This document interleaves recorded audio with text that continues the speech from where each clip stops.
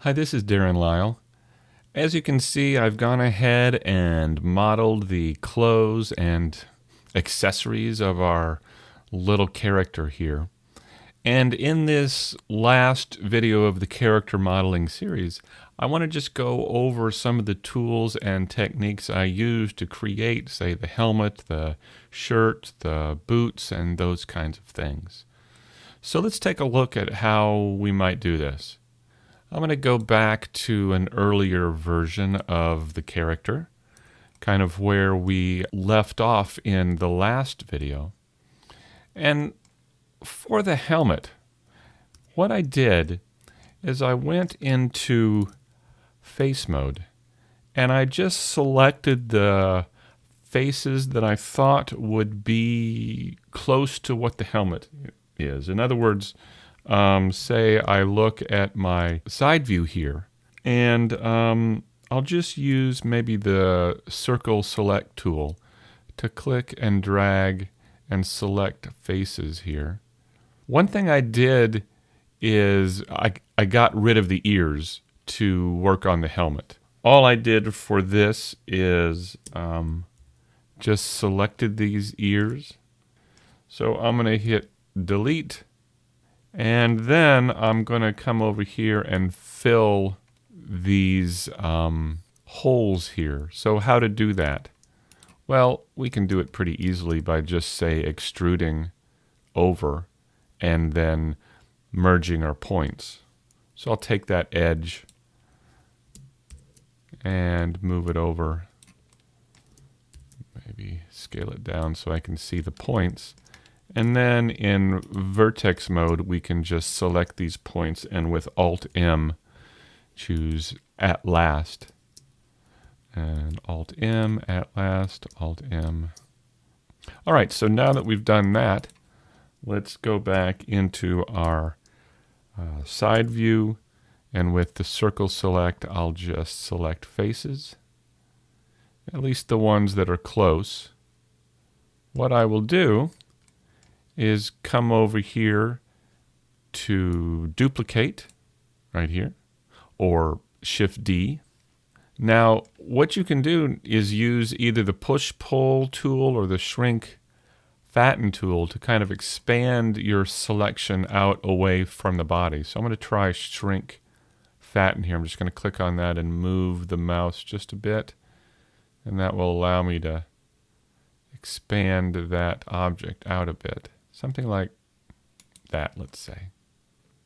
And then press the P key to separate the selection out from the object into its own object.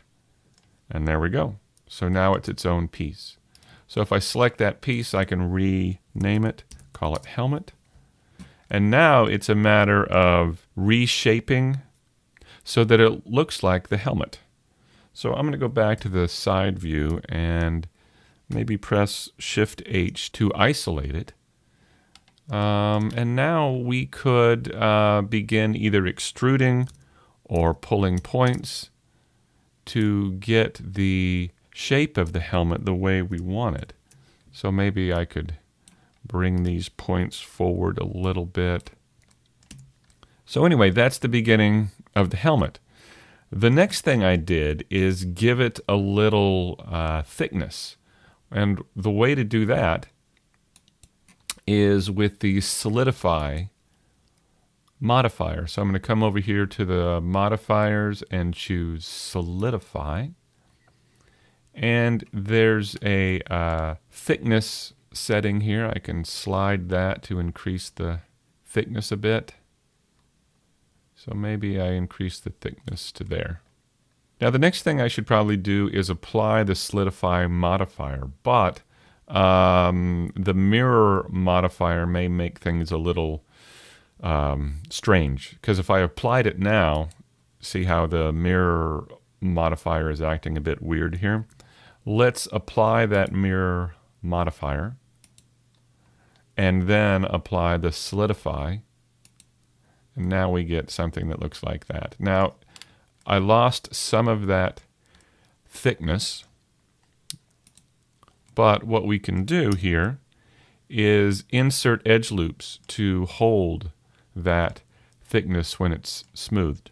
And so I'm going to press Control R, and once I get an edge loop in here, I'm going to scroll the mouse wheel once to add another cut in there, and I'm going to then click the mouse. Now, if we look at it, and hopefully, let's see what happens. Now when we turn on the subdivision modifier, we have a better edge on that. So that looks good, but the problem is, if we were going to come in and UV map this, what we did is we created a whole bunch of work for ourselves with all these faces inside the helmet. So what let's do is let's just get rid of these for now. I'm going to go to my circle select tool and just select these faces on the inside to get rid of them. Okay. So now there he is with his silly little helmet. Now he looks kind of silly. Now, yes, there's a lot of work that has to be done in terms of shaping and getting the helmet the way you want it to look. And be sure and do all of that work before you apply the solidify modifier. Get it to the thickness or shape that you want. Do any other pieces like the little tails here, and then apply the solidify modifier after that. All right, so let's take a look at something like the shirt here. For the shirt, the same thing applies.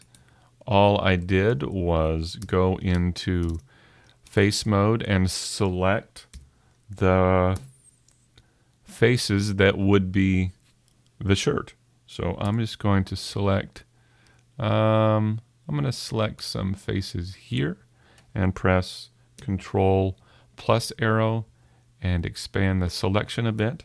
So what I did for this, same kind of thing.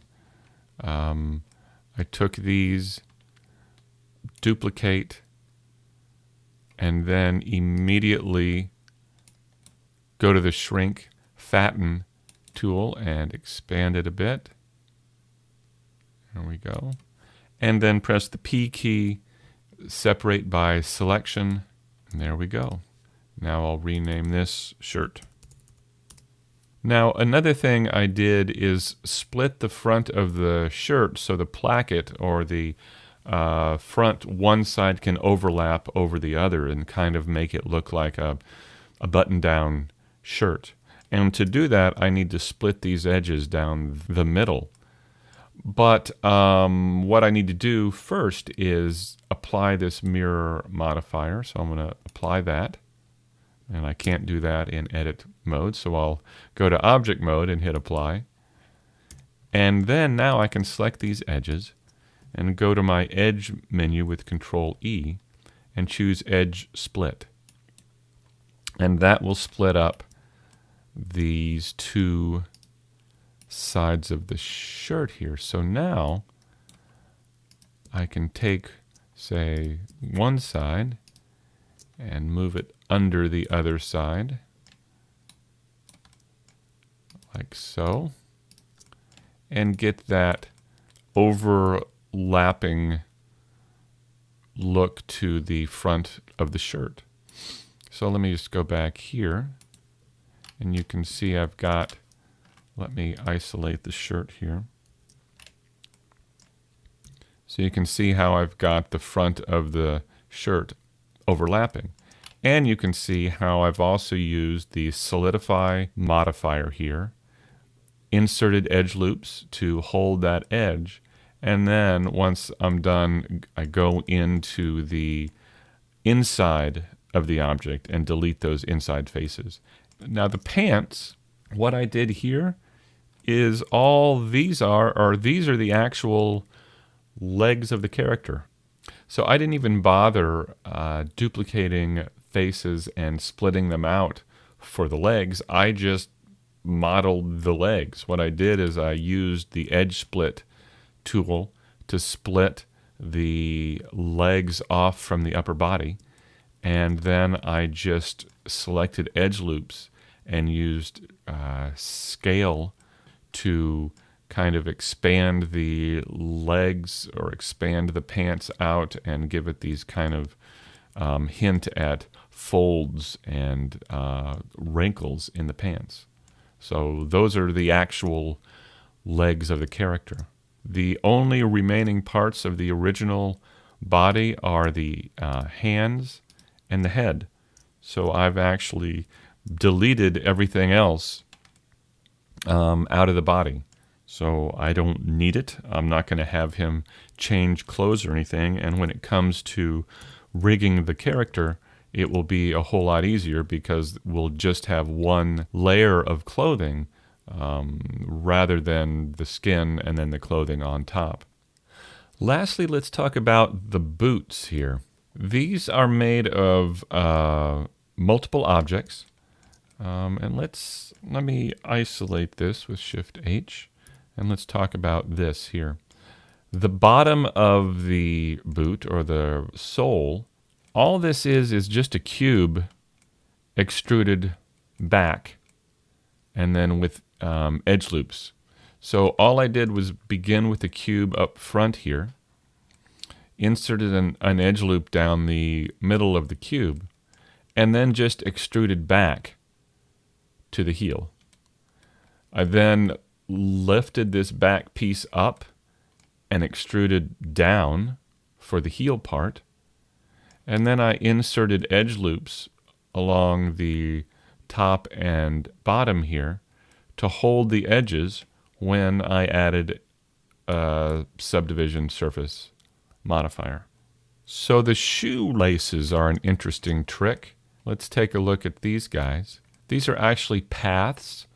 Let me isolate one here. And if we go over to the path tab over here, we can see that it's a path with depth and resolution increased.